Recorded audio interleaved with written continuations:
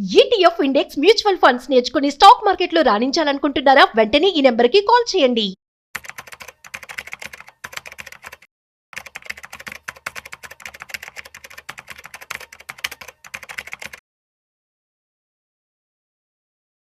Hi hello నమస్తే, welcome to Suman TV. నేను మీ Rajiv Pasupuleti. So ఇవాళ మన స్పెషల్ టాపిక్ ఏంటి అంటే జిఎస్టీ.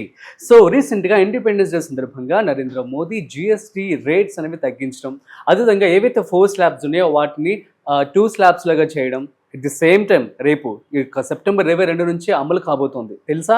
సో అయితే దీనికి సంబంధించి మ్యూచువల్ ఫండ్స్ కావచ్చు, ఇన్వెస్ట్మెంట్స్ వైపు కావచ్చు, అండ్ ఎకానమీ ఎలా ఉండబోతుంది, ఎలా ఎఫెక్ట్ అవబోతుంది, దీనికి సంబంధించి పూర్తి సమాచారం మనం తెలుసుకోబోతున్నాం. సో వీడియోని మిస్ అవ్వకుండా ఎండ్ వరకు చూసేయండి. అయితే వీటి గురించి మనతో చెప్పడానికి మనతో ఉన్నారు ఫైనాన్షియల్ ప్లానర్ గిరిబాబు గారు. సో వారి మాటల్లోనే అడిగి తెలుసుకుందాం. సో హాయ్ సార్, నమస్తే. నమస్తే అండి. ఎలా ఉన్నారు? ఫైన్ అండి. సార్, జిఎస్టీ వచ్చినప్పుడు అందరం చాలా భయపడ్డాం, అండ్ మీరు కూడా వినే ఉంటారు అందరూ కూడా. సో అటువంటిది 4 స్లాబ్స్ని 2 స్లాబ్స్గా చేశారు. ఇది ఒక మంచి విషయం అని చెప్పుకోవచ్చు. So government is actually thinking for us, for every common human being అని చెప్పి అనుకోవచ్చు. ఇందులో భాగంగా ఏ సెక్టర్స్ ఇప్పుడు 2 స్లాబ్స్ అయితే అయిపోయినాయి, అండ్ ఎకానమీ ఎలా ఉండబోతుంది, అండ్ ఇన్వెస్ట్మెంట్ సైడ్స్ వీటికి ఎలాంటి ఎఫెక్ట్ వస్తుందంటే ఏమని చెప్తారు? నార్మల్గా మనకు ఈ రీసెంట్ 2025లో అంటే గవర్నమెంట్ థర్డ్ టైం రావడం వల్ల తీసుకున్న మేజర్ రిఫార్మ్స్ లో number 1 is income tax slab ని 12 lakhs తీసుకురావడం. Minimum income up to 12 lakhs no tax చేయడం. సాలరీడ్ అయితే 12.75 lakh. This is the biggest game changer. ఇప్పుడు ఇంకొక స్టెప్ ముందుకేసి జిఎస్టీ 2.0, ఇది ఇంకొక గేమ్ చేంజర్. మన ఎకానమీని 5th గేర్ నుంచి 6th గేర్కి తీసుకెళ్లే ఒక స్టెప్ అని చెప్పొచ్చు. ఇప్పుడు నార్మల్గా ప్రపంచంలో ఉన్న 210 దేశాల్లో 160 దేశాల్లో జిఎస్టీ అమల్లో ఉంది. ఎందుకంటే జిఎస్టీ అనేది ఒక కన్సాలిడేటెడ్ ట్యాక్స్ సిస్టమ్. ఈ కన్సాలిడేటెడ్ ట్యాక్స్ సిస్టమ్ అనేది ఏంటంటే మొత్తం మ్యానుఫ్యాక్చరర్ నుంచి కన్జ్యూమర్ ఎండ్ వరకు ఇది లైనప్ అయ్యి ఉంటుంది. ప్లస్ లాజిస్టిక్స్లో కూడా జిఎస్టీ ఉండడం వల్ల, ఇన్వాయిస్ ఉండడం వల్ల అది ఎక్కడికక్కడ ట్రాక్ అవుతుంటుంది. లూప్ హోల్స్ తక్కువ ఉంటాయి. గవర్నమెంట్కి రెవెన్యూ అనేది స్ట్రీమ్ లైన్ వస్తూ ఉంటుంది. మనకు కూడా మల్టిపుల్ ట్యాక్సెస్ ఉండవు. సో ఇది కామన్ మ్యాన్కి బెనిఫిటే, గవర్నమెంట్ రెవెన్యూ కలెక్షన్ పరంగా బెనిఫిటే. ఇప్పుడు మనం చూస్తే రీసెంట్ టైమ్స్లో కొన్ని నెలలలో మనం నియర్ బై 2 లక్షల కోట్ల వరకు టచ్ అవుతున్నాం. అంటే సంవత్సరానికి దగ్గర 24 నుంచి 25 లక్షల కోట్లు రెవెన్యూ గవర్నమెంట్కి సింగిల్ ట్యాక్స్ సిస్టమ్ జిఎస్టీ ఇస్తోంది. ఇలాంటి ట్యాక్స్ సిస్టంలో కామన్ మ్యాన్కి ఇంపాక్ట్ పాజిటివ్ ఉండేలాగా, కామన్ మ్యాన్ చేతిలో డబ్బులు ఉండేలాగా ఏవైతే స్లాబ్స్ రెడ్యూస్ చేసి ఇంపార్టెంట్ ముఖ్యంగా కన్జ్యూమబుల్స్ ఏవైతే ఉన్నాయో అవన్నీ కూడా 2 స్లాబ్ సిస్టంలో తీసుకొచ్చేశారు. అయితే ఇంతకుముందు మనం చూసినట్టయితే గవర్నమెంట్ రెవెన్యూలో మొత్తం కలెక్ట్ అయ్యే 100 రూపీస్లో 67% of revenue is coming from 18% slab.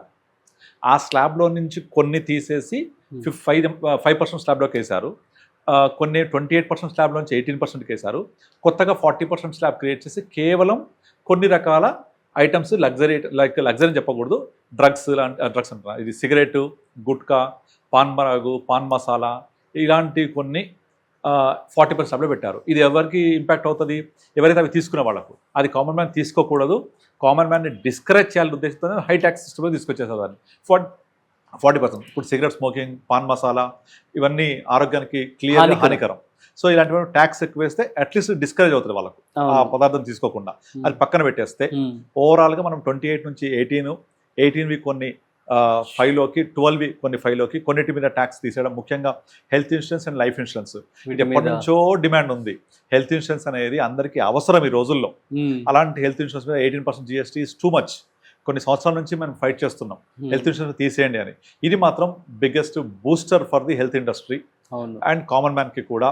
ఒక వ్యక్తి ఏమీ లేకపోయినా అనారోగ్యమై హాస్పిటల్లో ఉంటే అతని ఆస్తులు అమ్ముకోవాల్సిన పరిస్థితి ఉంటుంది. అలాంటి వాళ్ళకు కూడా ఒక చిన్న పాలసీ తీసుకోవాలి అంటే జిఎస్టీ వల్ల భారం అవుతుంది. అది ఆ భారం తగ్గించేశారు కనుక అది మనకు కూడా ఒక మనం గేమ్ చేంజ్ అని చెప్పొచ్చు. ఇది ఓవరాల్గా మనకు ఎకానమీ మీద అయ్యే ఎఫెక్ట్ ఎంతలా ఉంటుందంటే పాజిటివ్గా, ఇప్పుడు నార్మల్గా మనకు ఈ ఎకానమీస్ ఏవైతే బిగ్గెస్ట్ ఎకానమీస్ లైక్ అమెరికా, తర్వాత చైనా, జపాన్, తర్వాత యూరోప్, జర్మనీ, ఇవన్నీ ఎకానమీస్ గ్రో అవుతున్నప్పుడు ఆ కంట్రీస్లో పర్ క్యాపిటల్ ఇన్కమ్ ఎక్కడైతే $2,000 per head per capital income ఉందో ఆ $2,000 నుంచి per capital income $5,000, $8,000, $10,000 per capital income వెళ్ళేటప్పుడు ఆ కంట్రీ యొక్క గ్రోత్ రేట్ చాలా హై ఉంటుంది, ఫాస్ట్ ఉంటుంది. అంటే per capital income up to 2000 growth rate slow ఉంటుంది. బట్ పర్ క్యాపిటల్ ఇన్కమ్ ఎప్పుడైతే 2000 నుంచి 10,000కి రీచ్ అవుతుందో, ఆ రీచ్ అవుతున్న టైంలో ఆ కంట్రీ యొక్క గ్రోత్ రేట్ ఎనార్మస్ ఉంటుంది. Example US, same story happened in 1980s 90s. ఆ టైంలో వాళ్ళ పర్ క్యాపిటల్ ఇన్కమ్ 2000 నుంచి ఇప్పుడు ఎక్కడికో వెళ్ళిపోయింది, లైక్ 18-20,000 ఇంకా ప్లస్ వెళ్ళిపోయింది.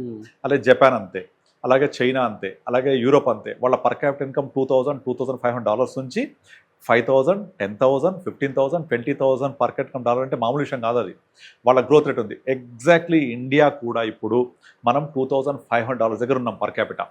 అంటే మన జర్నీ కూడా 2000 నుంచి మన పర్ క్యాపిటల్ ఇన్కమ్ 5,000, ఇప్పుడు 2,500 to 3,000 మధ్య ఉంది. ఆ 3,000 నెక్స్ట్ $4,000 పర్ క్యాపిటల్ ఇన్కమ్, అటు 5,000, 10,000 పర్ క్యాపిటల్ ఇన్కమ్ ఎట్లయితే వెళ్తున్నామో మనం కూడా ఆ వెళ్ళడంలో మన ప్రయాణం మొదలైంది. ఆ మొదలైనప్పుడు మన ఇండియా గ్రోత్ రేటు కూడా ఇలా మనం చూసిన అడ్వాన్స్డ్ కంట్రీస్ గ్రోత్ రేట్ లాగా ఉంటుంది. దీనికి బూస్టప్ ఇచ్చింది జిఎస్టీ రేట్ కట్. ఇప్పుడు ఆ బూస్ట్ అంటే మన ఎకానమీ ఫాస్ట్గా గ్రో అవడానికి, మన కామన్ మ్యాన్ ఫాస్ట్గా గ్రో అవ్వడానికి, తన పర్ క్యాపిటల్ ఇన్కమ్ పెరగడానికి, చేతిలో 4 డబ్బులు కనపడడానికి. ఇప్పుడు మనం చెప్తుంటారు 1,00,000 సంపాదిస్తున్నా రూపాయి చేతిలో ఉండట్లేదు, 1,00,000 సంపాదిస్తున్నా ఉండట్లేదు. 1,00,000 అనే ఫిగర్ అందరికీ ఒక ఇదిగా ఉంటుంది. ఓకే, 1,00,000 సంపాదిస్తున్నా ఉండట్లేదు కదా, చలో up to 1 lakh per month, 12 lakhs per annum, tax కట్టక్కర్లేదు. It's a boon. ఆ రోజు అందరూ చాలా సంతోషపడ్డారు. ఇప్పుడు ఏమవుతుంది, నాకు జీతంలో వచ్చిన ఇన్కమ్ మీద ఇన్కమ్ ట్యాక్స్ కట్టి నాకు వస్తుంది నెట్ ఇన్కమ్, మళ్ళీ నేను జిఎస్టీ కడుతున్నా, ఇంత ట్యాక్స్లు కడుతున్నా, రెస్టారెంట్కి వెళ్ళినా కడుతున్నా, ఏం చేసినా కడుతున్నా, అక్కడికి హెల్త్ ఇన్సూరెన్స్ కడుతున్నా, నాకు చేతిలో ఉండట్లేదని చెప్తున్నారు. ఇప్పుడు ఏమైపోయింది, ట్యాక్స్ కట్ చేయడము చాలా వాటి మీద, తర్వాత పర్సంటేజ్ ఆఫ్ స్లాబ్ తగ్గించడము, ఇవి చేయడం వల్ల కామన్ మ్యాన్ చేతిలో ఇంకా కొంచెం డబ్బులు మిగులుతాయి. ఏం చేస్తారు డబ్బుల్ని వాళ్ళు? 2 చేయొచ్చు, సేవ్ చేసుకోవచ్చు, సేవ్, స్పెండ్, రెండే.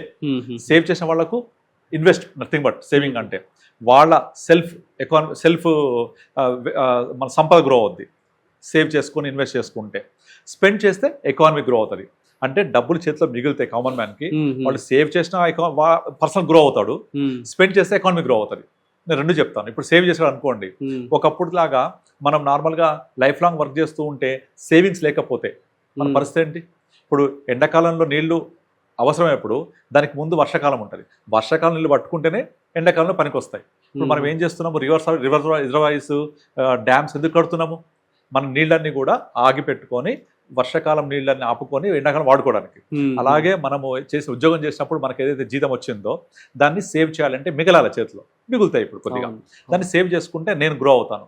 రేపు పొద్దున నాకు రిటైర్ అయ్యాక నాకు మనీ యూజ్ అవుతాయి, పిల్లల ఎడ్యుకేషన్కి, పిల్లల మ్యారేజ్కి, నా రిటైర్మెంట్ ప్లానింగ్, ఇల్లు కొనుక్కోవాలి, కార్ ప్లానింగ్, వెకేషన్ మిగులుతాయి నాకు.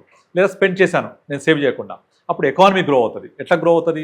నార్మల్గా మన దగ్గర ఒక జీతం వచ్చింది, నా దగ్గర సేవ్ ఒక ₹1,00,000 వచ్చిన జీతాన్ని రాగానే నేను పొద్దున్నే ఫస్ట్ రాగానే పాలవాడికి బిల్ కట్టేస్తాను ఒక 4,000, అలాగే కిరాణా షాప్ బిల్ కట్టేస్తాను ఒక 10,000, కేబుల్ బిల్ కట్టేస్తాను ఒక 3,000, నెక్స్ట్ ఇంటర్నెట్ బిల్ కట్టేస్తాను, అన్ని కట్టేస్తాను, డబ్బులు అయిపోతాయి. సో పాల అమ్మేవాడికి ఎగ్జాంపుల్ తీసుకుందాం, వాడి చేతికి 5,000 వచ్చినాయి నాకు పాలు పోసినందుకు నెల మొత్తం. ఆ ₹4,500 అతను వెళ్ళిపోయి ఆ డబ్బులు అందరిదే కలెక్ట్ చేసుకొని అతనికి ₹1,00,000 వస్తాయి, స్పెండ్ చేస్తాడు. అతను పాలతను బియ్యం కొనుక్కుంటాడు, చెప్పులు కొనుక్కుంటాడు, సినిమాకి వెళ్తాడు, బట్టలు కొనుక్కుంటాడు, బట్టలు అమ్మినవాడు మళ్ళీ ఇంకోటి కొనుక్కుంటాడు, ఆ చెప్పులు అమ్మినవాడు వాడు ఇంకోటి కొనుక్కుంటాడు. సో ఈ నాకు వచ్చిన జీతం ₹1,00,000 దగ్గర మార్నింగ్ నుంచి ఈవినింగ్ వరకు కనీసం 10 times రొటేట్ అవుతుంది. అది రొటేట్ అయ్యి ఎకానమీని అంత రొటేట్ చేస్తూ ఉంటుంది. చేయడం వల్ల ఆటోమేటిక్గా ఈ కంపెనీస్కి లాభం వస్తూ ఉంటుంది. ఈ కంపెనీస్కి బిజినెస్ టర్న్ ఓవర్ పెరుగుతుంటుంది. టర్న్ ఓవర్ పెరిగినప్పుడల్లా వాళ్ళకి బిజినెస్ పెరుగుతూ ఉంటుంది. అలా బిజినెస్ పెరిగితే ఆ కంపెనీ యొక్క గ్రోత్ పెరుగుతుంది. కంపెనీ గ్రోత్ పెరిగితే వాటి షేర్ ప్రైస్ పెరుగుతాయి. మనం ఎక్కడ ఇన్వెస్ట్ చేస్తున్నాం? స్పెండ్ చేస్తున్నా లేదా సేవ్ చేయాలి. ఎక్కడ సేవ్ చేస్తున్నా? మళ్ళీ మార్కెట్లో ఇన్వెస్ట్ చేయాలి. ఇన్వెస్ట్ చేస్తే మన డబ్బుల ద్వారా ఆ కంపెనీస్ బిజినెస్ పెరగడం వల్ల మీరు పొద్దున్న లేచిన దగ్గర సాయంత్రం చెక్ చేసుకోండి ఎన్ని కంపెనీస్ వస్తువులు వాడుతుంటారో. పొద్దున్న బ్రష్ చేస్తాం, కాల్గేట్ పాములు వాడతాం, సెన్సోడైన్ వాడతాం, ఇవన్నీ లిస్టెడ్ కంపెనీస్. వెంటనే టీ తాగుతాం, టాటా టీ, చక్రా గోల్డ్, అతను నెస్కేఫ్, ఇవన్నీ లిస్టెడ్ కంపెనీస్. స్నానం చేస్తాం, సంతూర్ సబ్బు ఎగ్జాంపుల్, అవి కంపెనీస్ మ్యానుఫ్యాక్చరింగ్ చేసేటి. వాళ్ళ బిజినెస్ వస్తుంది. అక్కడి బండి మీద ఆఫీస్కి వెళ్తున్నా, నేను కార్లో ఆఫీస్కి వెళ్తున్నా, Maruti, Tata motors, Mahindra, Ashok Leyland, petrol వాడుతున్నా, ఐఓసిఎల్, బీపీసీఎల్, ఓఎన్జీసీ, హెచ్పిసిఎల్, ఈ కంపెనీస్ అన్నిటికీ బిజినెస్ అవుతుంది. అక్కడ నుంచి నేను ఒక బిల్డింగ్లోకి వెళ్ళా. Building is constructed by so many big companies, steel, cement, paints, tiles, అన్ని ఇండస్ట్రీస్. సో ఒక్క ఎకానమీ గ్రో అవుతూ ఉంటే, బిజినెస్ ఎంటర్ప్రైజ్ పెరుగుతూ ఉంటే ఇంత అలా బిజినెస్ జనరేట్ అవుతుంటుంది. మనందరికీ సైకిల్ తిరుగుతున్న కొద్దీ, ఎకానమీ గ్రో అయినా కొద్దీ, వాటి ప్రైస్ పెరుగుతూ ఉంటే మనకు బెనిఫిట్స్ అవుతూ ఉంటాయి ఇండైరెక్ట్గా. తర్వాత ఇప్పుడు అన్ని ధరలు ఎక్కువ ఉండి మన దగ్గర నుంచి ట్యాక్స్ రూపంలో తీసుకుంటే ప్రభుత్వానికి వచ్చిన డబ్బుల్ని వాళ్ళు స్పెండ్ చేయగలగాలి ప్రాపర్గా. చేస్తే నాకు అల్టిమేట్గా నాకు బెనిఫిట్ అవుతుంది. సో అల్టిమేట్గా నేను ట్యాక్స్ కడితే గ్రో అవుతే ఎకానమీ నాకు బెనిఫిట్, కట్టకపోతే ఆ డబ్బులు నా దగ్గర మిగిలితే ఇన్వెస్ట్ చేస్తే నేను గ్రో అవుతా, లేదా స్పెండ్ చేసుకుంటే ఎకానమీ గ్రో అవుతుంది. సో 4 రూపాయలు జేబులో 4 రూపాయలు మిగలడం అనేది ఇన్ని విధాలుగా హెల్ప్ అవుతుంది. అర్థమవుతుందా? సో మనము డబ్బులు మిగిల్చడం అనేది గవర్నమెంట్ చేసిన మంచి పరిణామం. ఈ మిగిలిన డబ్బులు సేవ్, స్పెండ్, ఎకానమీ గ్రోత్, లేదా ట్యాక్స్ కట్టాం కొంత వాళ్ళకి స్పెండ్ చేస్తారు, మళ్ళీ అక్కడ ఎకానమీ గ్రోత్. మొత్తానికి ఓవరాల్గా ఎకానమీ సైకిల్ తిరగాలి. ఈ సైకిల్ తిరగడానికి ఇలాంటి రిఫార్మ్స్ చాలా చాలా చాలా ఉపయోగపడతాయి. తర్వాత ఇంకోటి ఏంటంటే ఇప్పుడు ఏదైతే మనము 40% స్లాబ్ ఉందో అవి డిస్కరేజ్ చేయడం కోసం పెట్టారు. గుడ్. తర్వాత అది కూడా మంచిది. అది కూడా తర్వాత ఏసీ, రెఫ్రిజిరేటర్స్ ఒకప్పుడు లగ్జరీ, కామన్ అయిపోయాయి అవన్నీ. వాటిని 28 తీసుకొచ్చి 18 పెట్టారు. అండ్ కొన్ని హెల్త్ సేవింగ్ డ్రగ్స్ ఉన్నాయి. క్యాన్సర్ డ్రగ్స్ మీద 0, హెల్త్ సేవింగ్ డ్రగ్స్ అన్ని 5% తీసుకొచ్చేసారు. This is also very very very good thing. ఎందుకంటే మనకు డ్రగ్స్ అనేవి అంటే మందులు, డ్రగ్స్ అంటే హెల్త్ సేవింగ్ డ్రగ్స్ అంటే మనం ఏదైనా అనారోగ్యం అయితే వేసుకునే మందులు, వీటన్నిటి మీద తగ్గించడం వల్ల కామన్ మ్యాన్ మళ్ళీ నా ఆరోగ్యం కోసం నేను పెట్టే స్పెండింగ్ తగ్గింది. సో నాకు మళ్ళీ బెనిఫిట్ అవుతుంది. అది ఎక్కడో నేను నా డెవలప్మెంట్ కోసం యూజ్ చేసుకుంటాను. సో వీటన్ని విధాలుగా తీసుకున్నా కూడా మనకు ఈ జిఎస్టీ రిఫార్మ్స్ 2.0 ఏదైతే ఉందో, మొన్న ప్రధానమంత్రి గారు మనకు 15th ఆగస్ట్ నాడు చెప్పింది దివాళీ వరకు చేస్తామన్నారు, కానీ దివాళీ కంటే ముందే ఇంకో దివాళీ వచ్చేసింది. సో అందుకే మార్కెట్స్ ఆల్ వెరీ చీరప్. అంటే అప్పటి నుంచి స్టార్ట్ అవుతారు కాబట్టి సో దట్ అప్పటి వరకు మనం సెట్ చేసుకోవడానికి టైం సరిపోతుంది. నిజంగా దివాళీని ఎంజాయ్ చేయొచ్చు మనం.